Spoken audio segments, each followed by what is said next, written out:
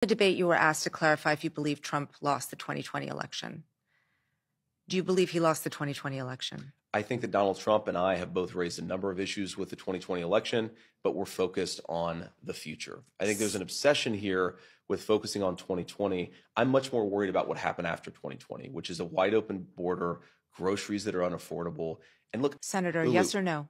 okay. Did Donald Trump lose the 2020 election? Let me ask you a question. Is it okay that big technology companies censored the Hunter Biden laptop story, which independent analysis have said it cost Donald Trump millions of votes? Senator Vance, I'm going to ask you again. Did Donald Trump lose the 2020 election? Did big technology companies censor a story that independent studies have suggested would have cost Trump millions of votes? Senator I think that's Vance, the question. I'm going to ask you again. Did Donald Trump lose the 2020 And I've answered election? your question with another question. You answer my question and I'll answer yours. I have asked this question repeatedly. It is something that is very important for the American people to know.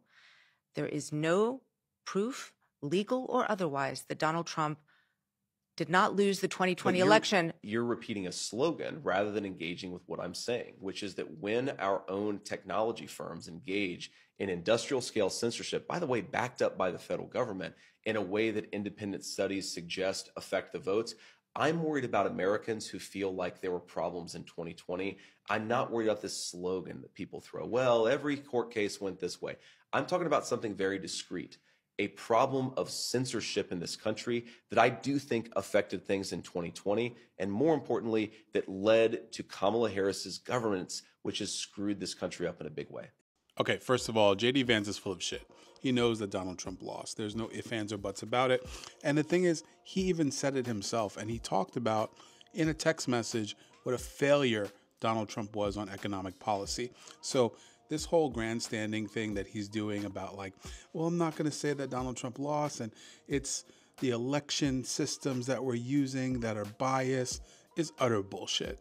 And I think the reason that he's doing it is because, well, one, he wants to win. He wants to be VP, and he understands what an uphill battle it is because there's really only been one president to lose in their first term and come around full circle after another administration and win again and get the opportunity to be president 8 years later after they lost their first election. That person is Grover Cleveland. He was a Democrat in 1884. And he was a lot like Trump. He had a huge sex scandal while in office. I'm actually going to read this to you. Just days after Grover Cleveland won the Democratic presidential nomination in 1884, the Buffalo Evening Telegraph published a shocking expose. The paper revealed that a decade earlier, Cleveland allegedly sexually assaulted Maria Halpin, a woman who was infatuated with, causing her to become pregnant with his child. According to Halpin's affidavit, when the child was born, Cleveland used his political influence in the city to have Halpin committed and sent the child to an orphanage. So basically, he was infatuated with this woman, impregnated her, and then when it came out that he did that, he had her committed to an insane asylum and then had the baby thrown into an orphanage. That's some wild ass shit. And I bet you money if Donald Trump, first of all, I do believe that Donald Trump, I think there's two presidents that have children out there. I think one of them is Donald Trump, and I think the other one is Bill Clinton. I think they both have children out there that they either pay for or they have swept under the rug some way, shape, or form.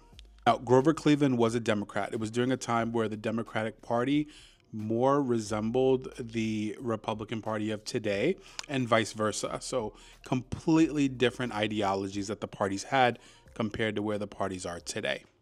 But after Grover Cleveland's first term, he was running for a second, as most presidents do. And the thing is, he lost his second term. I'm going to read this to you.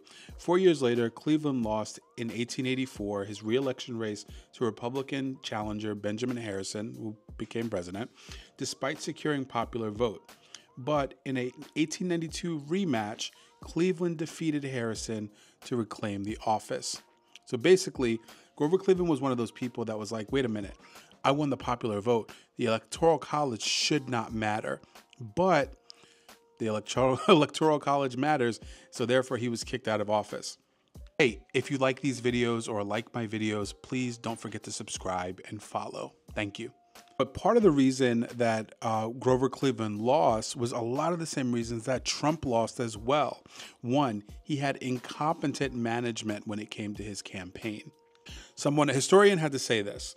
He began the race without a campaign manager, delegated most of the electioneering responsibilities to his running mate, Alan Thurman, who at the time was the age of 74. He was not healthy enough to withstand the rigors of campaigning and based the entire race around his proposal to reduce tariffs. Sound familiar?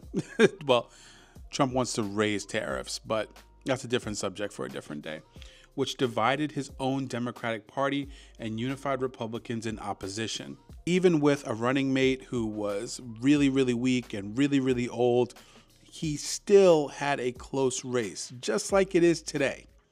Now, after he lost, Grover Cleveland was determined to make a comeback, and he was going to make one in the best way possible. He was going to, whoever he was running against, he was going to wipe them out of the water. He ended up having a rematch with the same person, which was William Harrison. So in 1892, the presidential election was a rematch with Harrison and Cleveland once again as the party nominees. Grover Cleveland's wife even told the people when they were exiting the White House the first time to don't touch the furniture. She said she told White House staff upon departing in 1889 to, quote, take care of the furniture because she and her husband would be back in 4 years.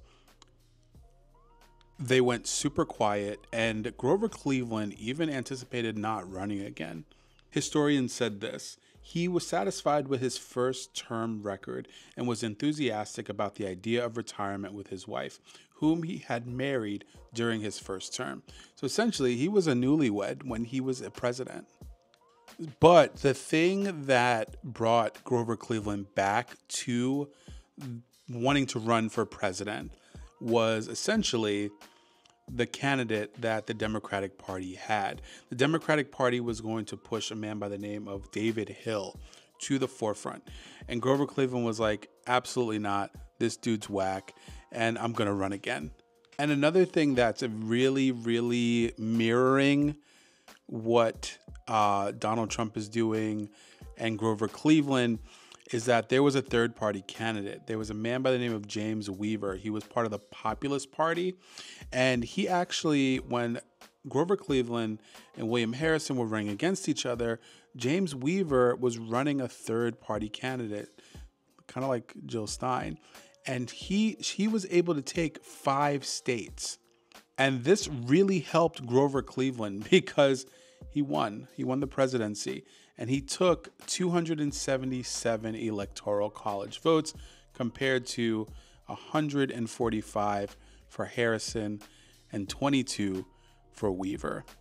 Some people even said that James Weaver was working with Grover Cleveland to take away and siphon votes away from Harrison. Sound familiar?